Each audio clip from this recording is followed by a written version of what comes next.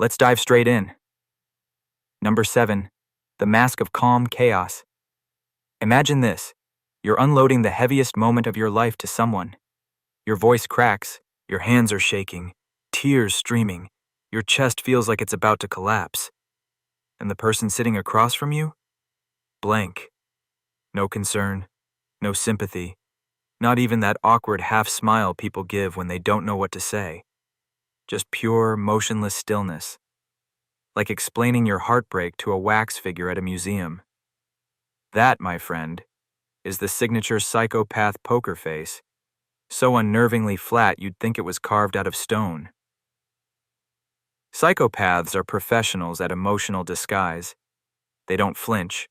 They don't sweat. They don't give themselves away when caught red-handed. Their brains are wired differently, especially in the amygdala, the control center for emotions like fear and empathy. For you, seeing someone in pain triggers compassion, or at least discomfort. For them, it's filed away as background static, nothing more pressing than elevator music. They aren't emotionally tuned in the way you are, and that's why their calm can feel so inhuman. Sociopaths, though, are a completely different storm. They do feel emotions, sometimes too much, but they lack the map to handle them. Their anger boils over, their frustration erupts, and their lack of self-control makes every reaction unpredictable. If psychopaths are stone statues that never crack, sociopaths are shaken soda bottles waiting to explode in your face.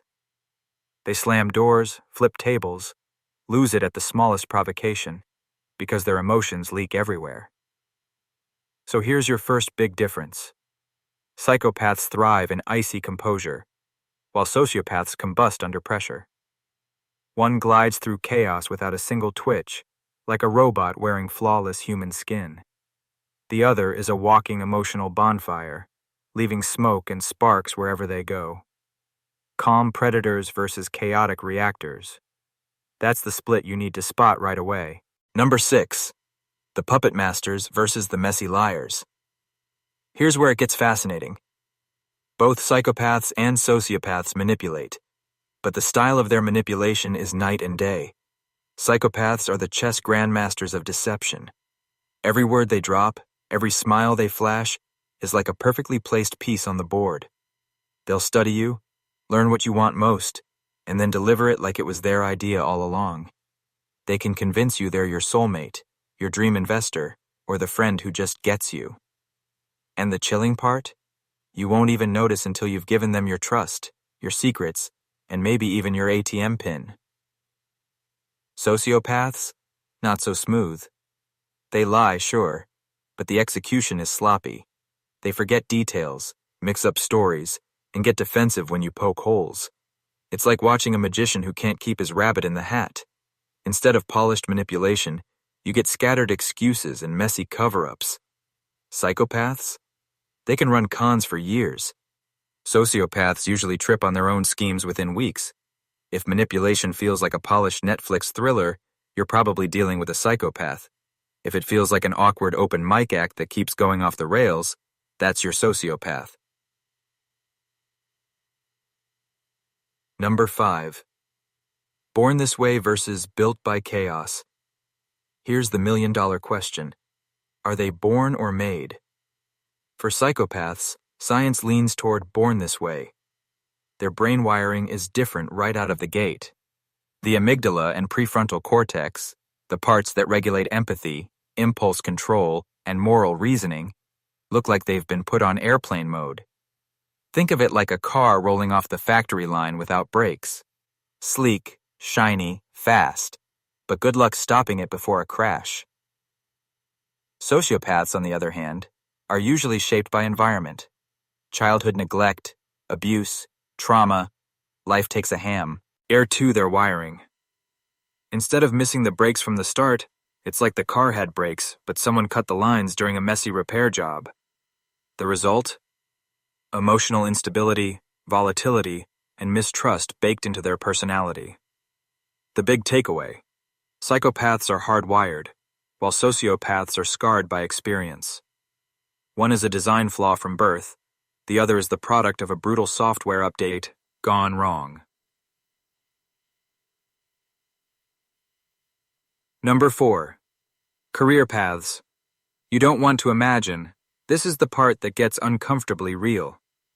Psychopaths aren't just lurking in dark alleys. They're often thriving in corner offices, operating rooms, or courtrooms.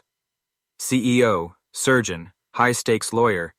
These environments reward cold calculation, charm, and the ability to make ruthless choices without blinking. While the rest of us get sweaty palms, they're steady, smooth, and terrifyingly effective. Sociopaths? Different story. Their impulsivity and poor planning make climbing the corporate ladder nearly impossible. They quit jobs in rage, clash with authority, or bounce around from one gig to another. Where psychopaths are sipping espresso in the boardroom, sociopaths are more likely throwing a tantrum because their boss corrected them in front of coworkers. Psychopaths excel in power structures. Sociopaths burn bridges so fast the smoke alarm goes off. Number 3. Charm that tricks the radar. Ever meet someone so charming it feels like you've stepped into a rom-com montage? That's the psychopath at work. Their charm isn't casual, it's calculated. They've studied people, practiced responses, and can mirror your energy so perfectly it feels like fate. They know when to laugh, when to lean in, when to toss out that deep, "tell me more" line. It feels magnetic, but it's a mask. Behind it is nothing but strategy. Sociopaths can also be charming, but it's messy and inconsistent. They'll make you laugh, sweep you into excitement, maybe even win your trust for a bit. But then their temper slips, their lies unravel, or their impulsive side crashes through the act. If psychopath charm is a Hollywood actor performing a flawless role, sociopath charm is a YouTuber winging it live. One's seamless, the other eventually collapses under its own chaos. Number 2. Relationships you don't want to be in. If you thought work relationships were scary, personal ones are worse. Psychopaths make terrifying partners. At first they'll love bomb you, mirror your interests, shower you with affection, make you feel like destiny finally showed up. But it's all scripted. They're not in love with you. They're in love with what you can give them. Status, money, control, admiration. And when you're no longer useful, they'll drop you like last season's fashion. Cold, quick, done. Sociopaths are equally destructive but in a different flavor. They can feel real emotions, sometimes intensely, but their lack of control makes relationships exhausting. One day they're passionately devoted, the next they're ghosting you because of a perceived slight. They'll pick fights, lash out, or sabotage stability. Dating a psychopath is like starring in a staged Truman Show. You're being played without realizing. Dating a sociopath is like living in a chaotic reality show where you never know if today is love or war. Either way, your peace of mind doesn't survive. Number 1. Why this actually matters. So, let's get real. Why should you care about spotting the difference between a psychopath and a sociopath? Because this isn't just trivia you whip out at a dinner party. This is survival-level knowledge. Knowing who you're dealing with could save you from emotional wreckage, financial ruin, or even physical danger. Psychopaths are the silent predators. They can charm their way into your trust, your career, even your heart. And you won't see the knife until it's already in. Sociopaths are the chaotic storms. They'll drag you into drama, conflict, and instability so fast you'll wonder how your life turned into a soap opera.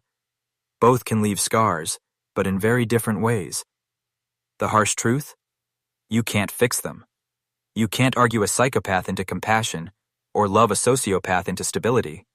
What you can do is recognize the signs early.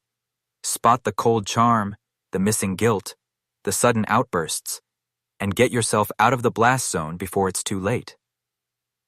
And that's why this matters.